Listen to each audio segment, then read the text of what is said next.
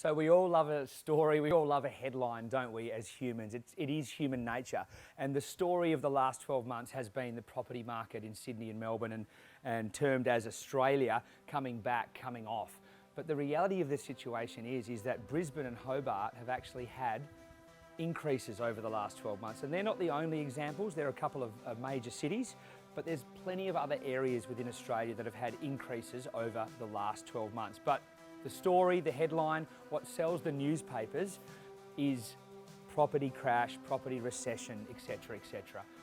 But the reality of the situation is, let's look at the last 100 years, is that property increases in value over time. It is the slowest, strongest, safest investment that we're looking at. And when we're talking about your retirement, what I think is probably more scary is if you don't invest and you get to retirement and have to rely on Centrelink payments that may or may not be there.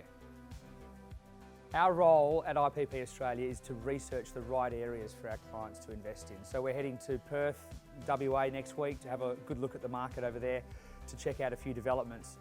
The Sydney and Melbourne people obviously get caught up in the media hype that is, their market's coming off 10 or 15%, which they definitely have come off. But let's not forget, they've gone up 50, 60%. So it's been a massive increase of Sydney and Melbourne over the last 5 years.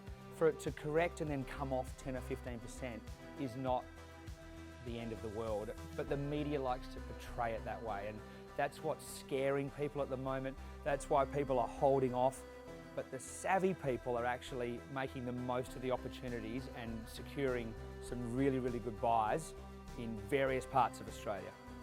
So even more important than in obviously the boom times, in times like now, is to educate yourself, do your research, find a property group and a finance broker that you can trust and that you can team up with, and create your own little team so you can move forward with investment, because 80% of Australians are going to retire without enough money. They're going to be reliant on Centrelink, if it's even around in 10, 20, 30 years when they retire. So that for us is a more scary prospect, retiring with no money, than potentially investing now.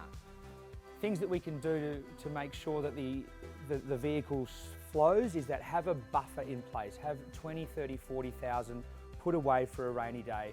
So if the tenant leaves, you've got some money to cover the mortgage. If you need to do repairs to the property, you've got enough money to cover it. So there's lots of things that you can do to put your belt on when you drive the car. Don't drink too many drinks when you're driving the vehicle, to minimise the risk and make sure it's a safe way to go.